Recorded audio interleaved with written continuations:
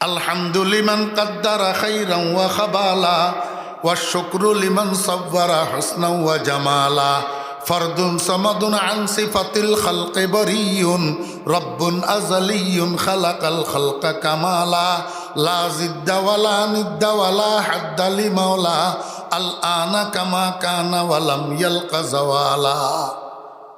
অবতারিত অস্তিত্বের মধ্যে পরিবর্তন সাধন হয় না, অবতারিত অস্তিত্বের মধ্যে পরিবর্তন সাধন হয় না। অদোস্ত আবাব ধ্বংসশীল অস্তিত্বের মধ্যে পরিবর্তন সাধন হয়। আমি আপনাদেরকে একটু জিজ্ঞেস করি, আমরা সবাই মায়ের পেটের থেকে যখন বাইর হয়েছিলাম তখন আমাদের বডির হাইট কতটুক ছিল? 1 হাত, 18 ইঞ্চি, 20 ইঞ্চি, 16 ইঞ্চি। আমাদের বডির পরিধি কতটুক ছিল? সিনার স্কোয়ার মাপ কতটুক ছিল? 10 ইঞ্চি, 11 ইঞ্চি, 12 ইঞ্চি। আর এখন আমার শরীরের হাইট 5 ফুট 5 ইঞ্চি, 5 ফুট 5 ইঞ্চি। এখন আমার সিনার স্কোয়ার মাপ 42 ইঞ্চি। আমার বেহরা দোস্ত আবাব পরিবর্তন হয়েছে না হয় নাই? বেশ কম হয়েছে না হয় নাই? দুনিয়াতে যখন আসছি তখন শরীরের এই মাপ ছিল না, আবার দুনিয়ার থেকে যখন চলে যাবো তখন শরীরের এই মাপ থাকবে না। আমার বেহরা দোস্ত আবাব আমাদের অস্তিত্বের মধ্যে পরিবর্তন আসে, কিন্তু অবধারিত অস্তিত্বের অধিকারী যিনি, অবধারিত অস্তিত্বের মালিক যিনি, ওনার অস্তিত্বের মধ্যে কোনো রকমের পরিবর্তন আসে না। অনন্ত অতীতে যেমন ছিলেন বর্তমানেও তেমন আছেন, অফুরন্ত ভবিষ্যতেও তেমন থাকবেন। উনার নাম অবধারিত অস্তিত্বের মালিক।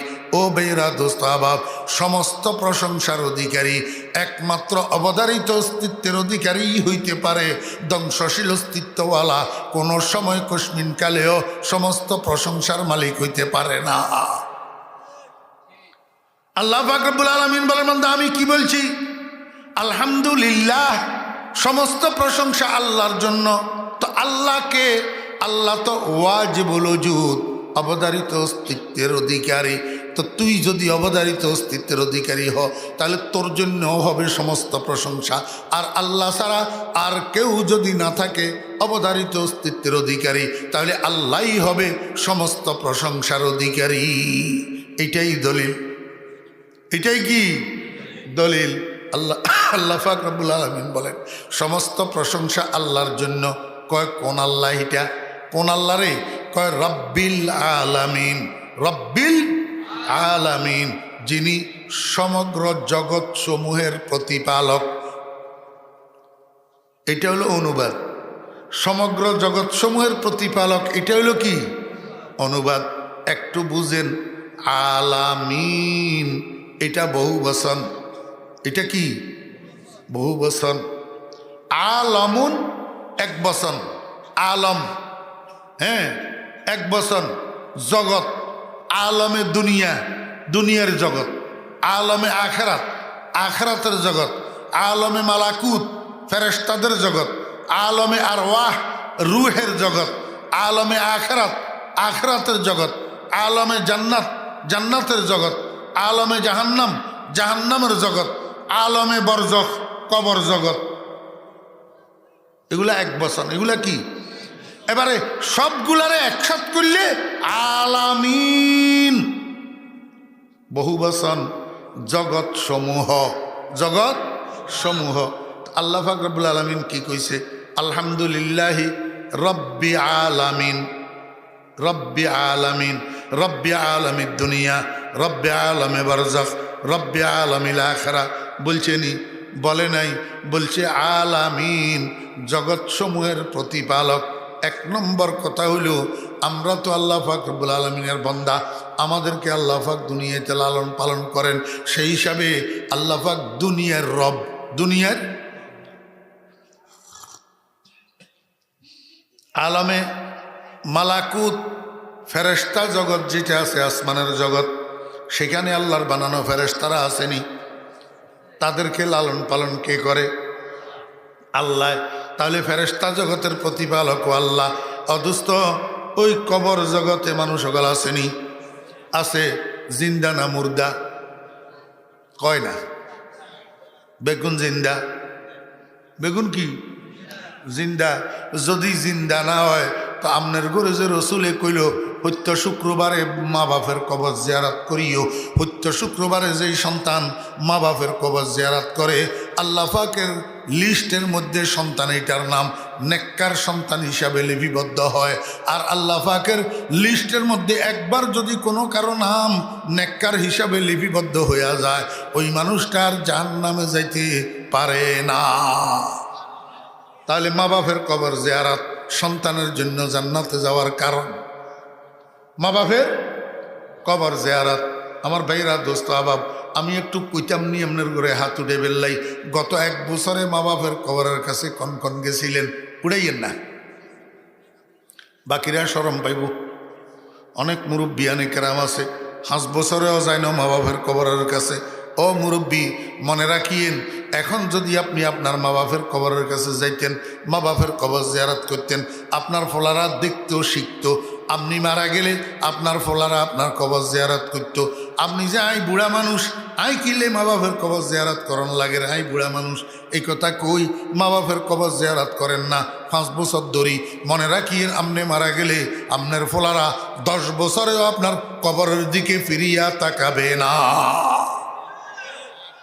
এখনও সময় আছে, শুক্রবারে মা বাপের কবর জিয়ারত করেন, এতে করে নিজের লাভ হবে, মা বাপেরও লাভ হবে।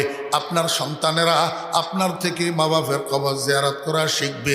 আপনি মারা গেলে এবার আপনার সন্তানেরা মা বাপের কবর জিয়ারত করবে। আমি আপনাদেরকে বুঝাতে চেয়েছিলাম, রাসূলুল্লাহ সাল্লাল্লাহু আলাইহি ওয়াসাল্লাম হাদিস শরীফের মধ্যে বলছেন, আলা ফাজুরুহা, তোমরা কবর জিয়ারত করো। অদুস্ত কবরের মধ্যে মানুষটা যদি মুর্দাই হয় তাহলে জিয়ারত কেমনে হয়? জিয়ারত শব্দের অর্থ তো সাক্ষাৎ। জিয়ারত শব্দের অর্থ কি? সাক্ষাৎ। তো একটা মানুষ যদি কবরের মধ্যে জিন্দা না থাকে তার সাথে আপনার সাক্ষাৎ কেমনে হয়? দোস্ত, জিন্দা থাকলে সাক্ষাৎ কেমনে হয়?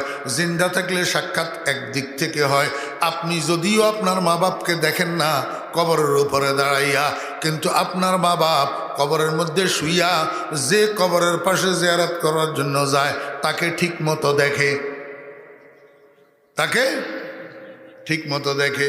আমার ভাইরা দোস্ত আবাব, হাফেজ আব্দুল খালেক রহমতুল্লাহ আলাইহির একটা বেটা ছিল। বেটা হাফেজ আব্দুল খালেক মিস্ত্রি রহমতুল্লাহ আলাইহির বেটা, যখন উনার বেটাটা উনার স্ত্রীর গর্ভের মধ্যে থাকা অবস্থায় উনি ইন্তেকাল হইয়া গেছেন, মৃত্যুর সময় স্ত্রীকে ওসিয়ত করছেন, আমি মরি যেতেছি, আমার সন্তানটা ভূমিষ্ঠ হইলে তুমি একটু যত্ন সহকারে তাকে লালন পালন করিও। যখন আমার বাচ্চা 5 বৎসর শেষ হবে, 6 বৎসরে পড়বে, আমার বাচ্চাটাকে কোরআন শরীফের নাজারা শিখাইও। কোরআন শরীফের নাজারা শিখানো শেষ হইলে আমার বাচ্চাটারে একটা হেফজখানায় ভর্তি করিও, আমার বাচ্চাটারে কোরআনে কারীমের হাফেজ বানাইও।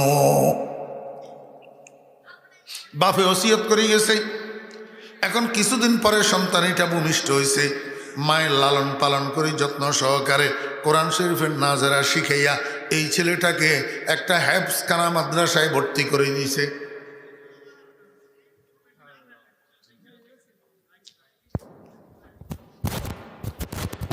একটা হেফজখানা মাদ্রাসায় ভর্তি করছে। কি মাদ্রাসায়?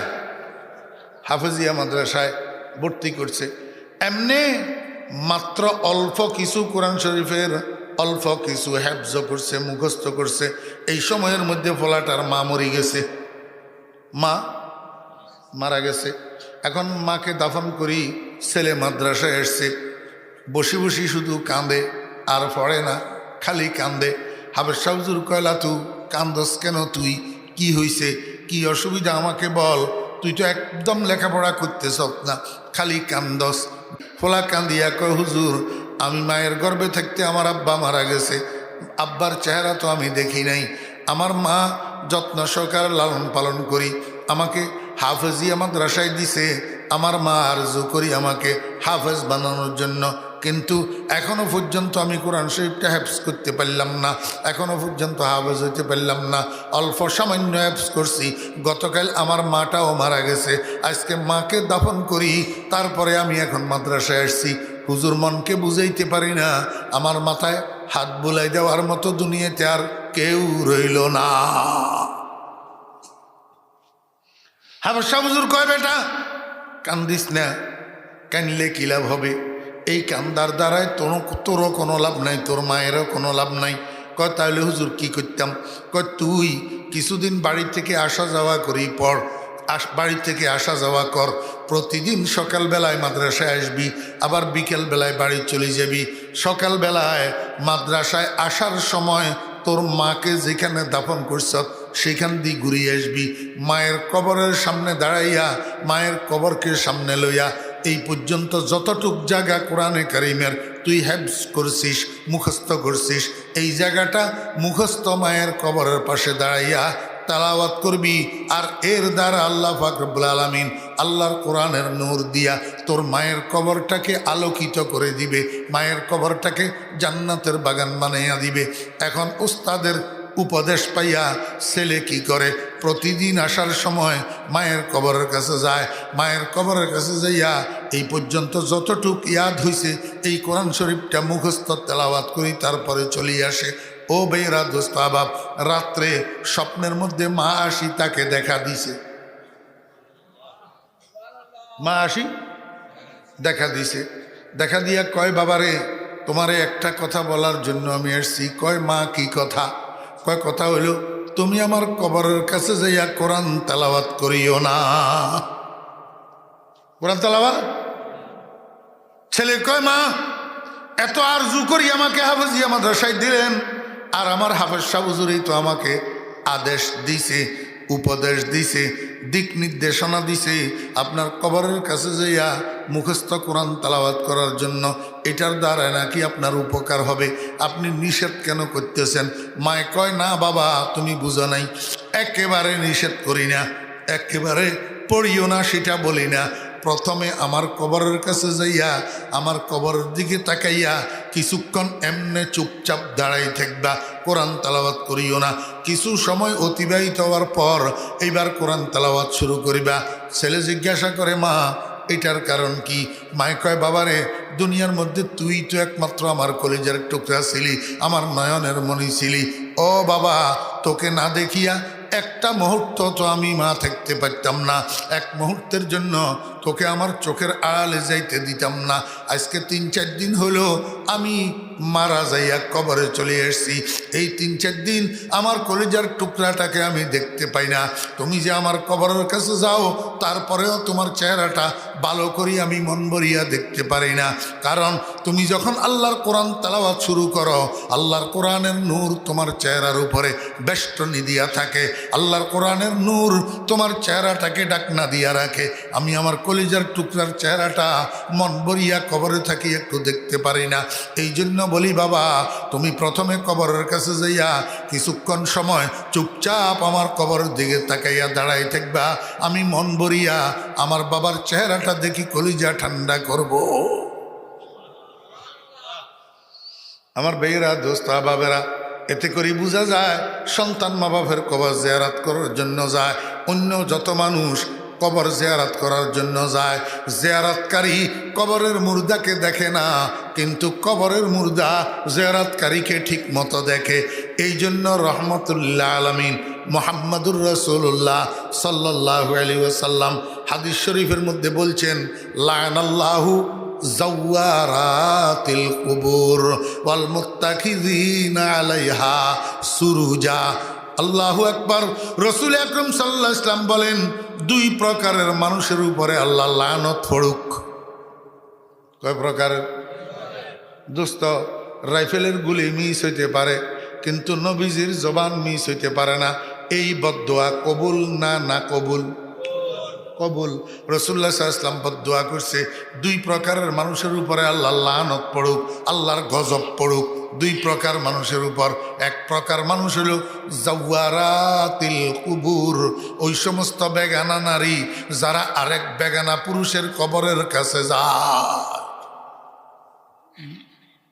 বেগানা নারী বুঝি থাকলে বলেন না।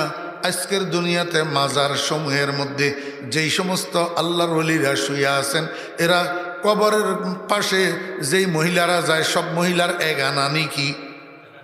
সব মহিলার এগানা না? বেগানাও আছে, বেগানাও আছে। আমার বেইরা হজরতে আয়েশা সিদ্দিকা রাদিয়াল্লাহু আনহার ভাই সিদ্দিক আকবর রাদিয়াল্লাহু আনহুর ছেলে আব্দুর রহমান ইবনে আবু বকর মক্কা শরীফ গেছে উমরা করার জন্য।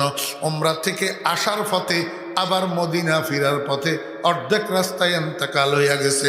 তো যেখানে এন্তেকাল হয়েছে সেখানে উনাকে দফন করে দেওয়া হয়েছে, আর মদিনায় নেওয়া হয় নাই।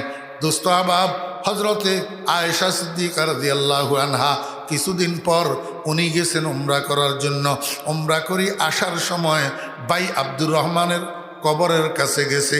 আব্দুর রহমানের কবর জিয়ারত করার জন্য যাইয়া কয়, লাউ শাহিদতুকা মা জুরতুকা, লাউ শাহিদতুকা মা জুরতুকা। ও ভাই, আমি যদি তোমার এন্তেকালের সময় উপস্থিত থাকতাম, তোমার এন্তেকালের পরে তোমার চেহারাটা যদি আমি দেখতাম, তো আজকে তোমার কবরের পাশে আমি আসতাম না। আমি মহিলা মানুষ, তোমার কবর, তুমি তো আমার এগানা, তুমি তো আমার ভাই, তারপরেও আমি আসতাম না যদি তুমি এন্তেকালের সময় আমার সামনে থাকতা। এন্তেকালের পরে তোমাকে দেখি নাই, এই জন্য ভাই যেহেতু এগানা, তোমার কবরটা জিয়ারত করার জন্য এসেছি। লাউ শাহিদতুকা মা জুরতুকা। আল্লাহু আকবার।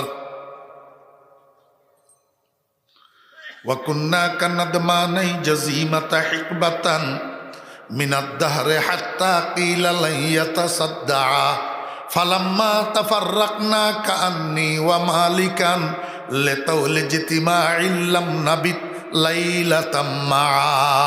হযরত আয়েশা সিদ্দিকা রাদিয়াল্লাহু আনহা এই দুইটা শের বাইয়ের কবরের পাশে দাঁড়াইয়া পড়ছে।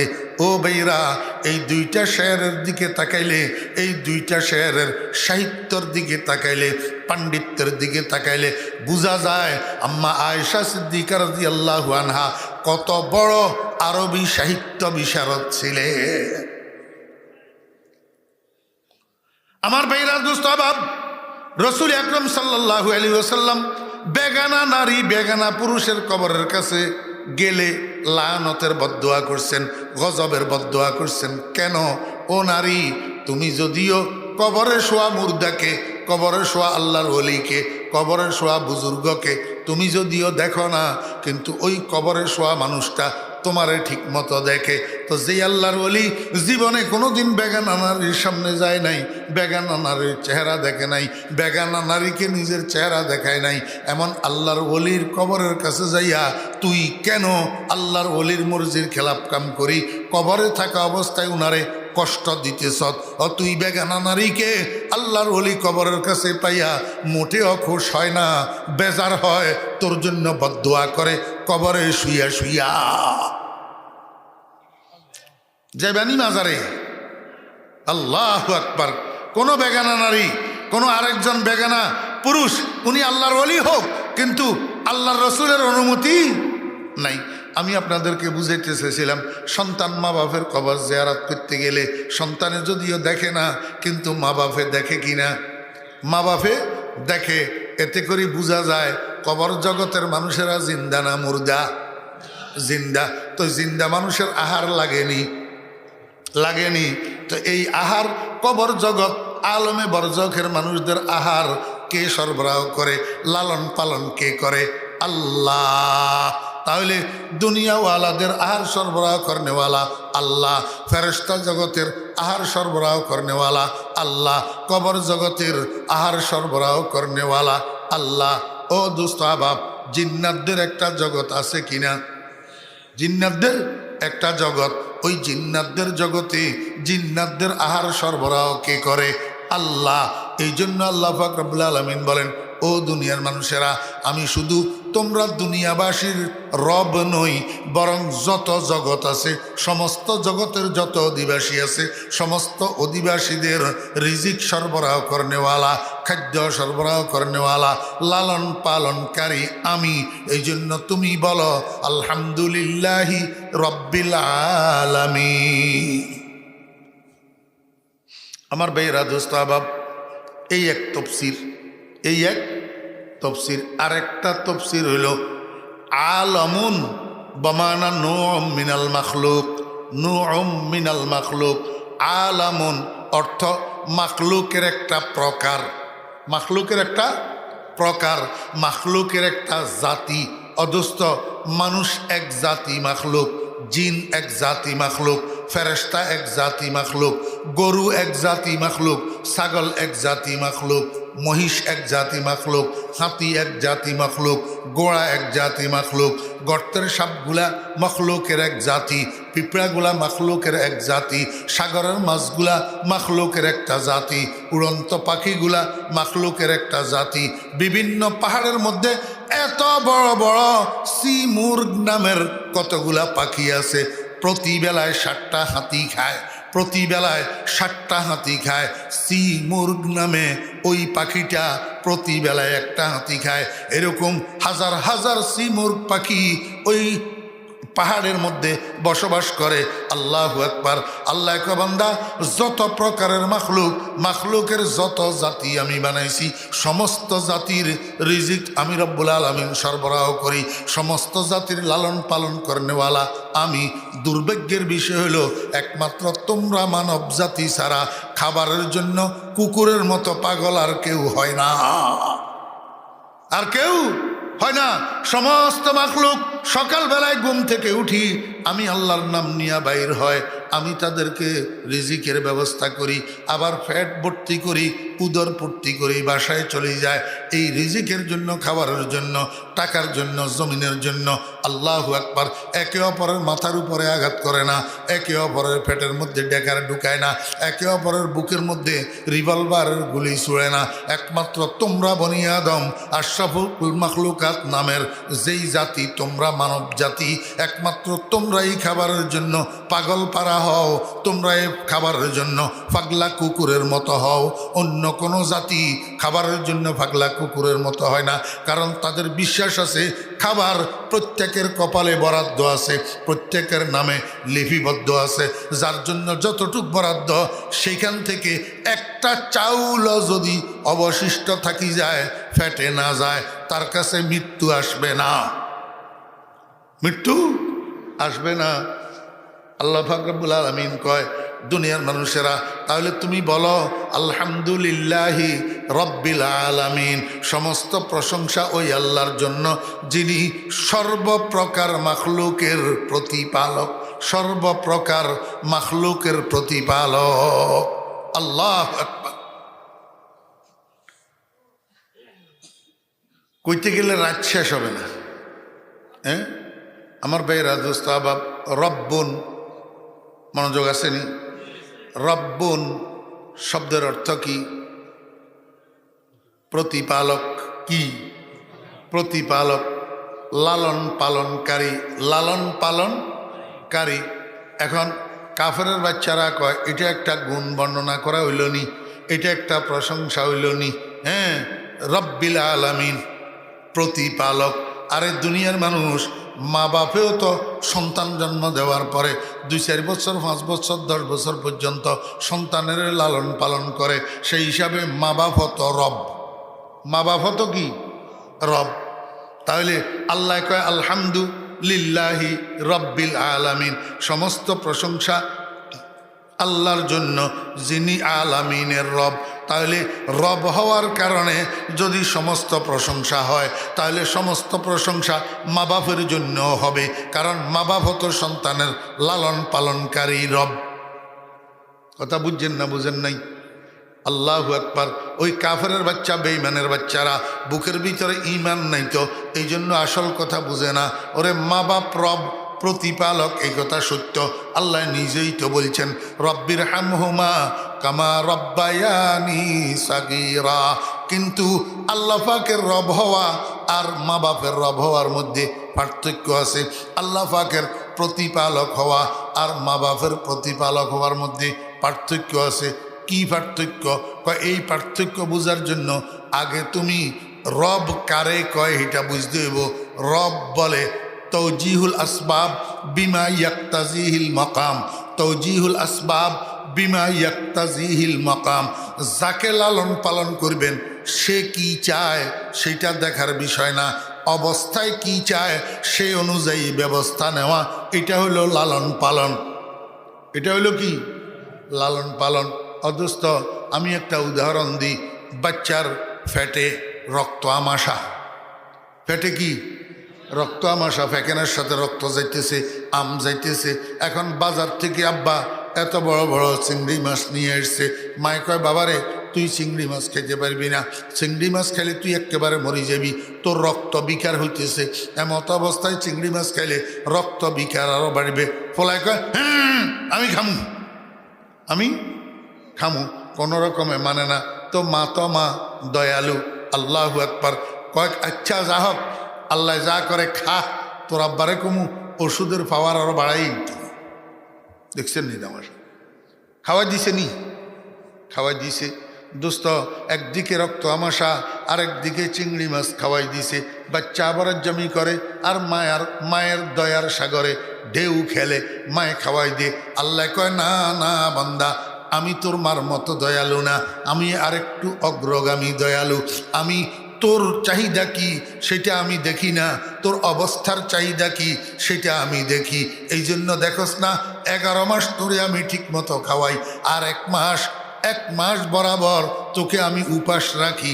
কারণ আমি আল্লাহ জানি এই 1 মাস তোর খাওয়ার মধ্যে কল্যাণ নাই, উপাস থাকার মধ্যে কল্যাণ। আল্লাহ কয় বান্দা 6 বছর তোরে ভালো রাখলাম, এরপরে তোকে একটা রোগ লাগাইয়া দিলাম, অসুখ লাগাইয়া দিলাম। 15 দিন তোরে নিয়ে আমি হসপিটালে শোয়াইয়া রাখলাম। আমি আল্লাহ রাখছি, তুই জানোস না আমি তোরে হসপিটালে শোয়াইয়া রাখছি। দুনিয়ার কোনো মা বাবাই চাইবে না আমার ছেলেটা হসপিটালে অসুস্থ হইয়া পড়ে থাকক, কিন্তু আল্লাহ কয় আমি আল্লাহ চাই আমার বান্দা হসপিটালে অসুস্থ পড়ে থাকক। কারণ তোর জন্য আমি উঁচা মর্যাদা একটা বরাদ্দ করছি, একটা উচ্চ মর্যাদা সম্মানের মর্যাদা বরাদ্দ করছি। এখন এই সম্মানের মর্যাদা পাওয়ার জন্য যেই পরিমাণ আমলের দরকার সেই আমল তোর কাছে নাই। তোর আমলে যখন উচ্চ মর্যাদা পাওয়ার জন্য সংকুলান হয় না, তখন আমি আল্লাহ কি করছি, তোরে অসুস্থ করি, হসপিটালে 15 দিন নিয়ে শোয়া রাখছি। এই অসুস্থতার বিনিময়ে তুই যেই নেকিগুলা পাইছ, এই নেকিগুলার দ্বারা তোর জন্য বরাদ্দ করা উচ্চ মর্যাদার আসনটার উপযুক্ত হইছ। এই কথা তোর মা বাপে বুঝবে না, আমি আল্লাহ বুঝি। এই জন্য কোনো সময় আমি তোরে সুস্থ রাখিয়া লালন পালন করি, আর কোনো সময় ডাকাতের আঘাত করাইয়া লালন পালন করি, হসপিটালে শোয়াইয়া লালন পালন করি। এটা হলো তোর তাকাজা, তোর চাহিদা না, এটা তোর অবস্থার তাকাজা, অবস্থার চাহিদা। এটার নাম রুবুবিয়ত। এই রুবুবিয়ত, এই লালন পালন, এই প্রতিপালনা আমি আল্লাহ ছাড়া আর কারো কাছে নাই। এই জন্য আমার জন্য সমস্ত প্রশংসা। তুই বল আলহামদুলিল্লাহি রব্বিল আলামিন। এবার বুঝে থাকলে বলুন, মা বাপের লালন পালনার আল্লাহর লালন পালনের মধ্যে পার্থক্য আছে না? না।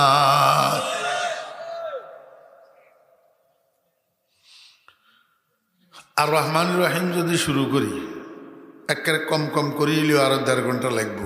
অতএব কারণে আজকে এই পর্যন্ত। আল্লাহ পাক আমাদেরকে কোরআনের নূরে আমাদের সিনাকে নূরানি করে দেন। আল্লাহ পাক কোরআনে কারিমের তাফসির আমাদেরকে বুঝার মতো যোগ্যতা দান করেন এবং আমল করার মতো তৌফিক দান করেন। ওয়া আখিরু দাওয়ানা আনিল হামদুলিল্লাহি রাব্বিল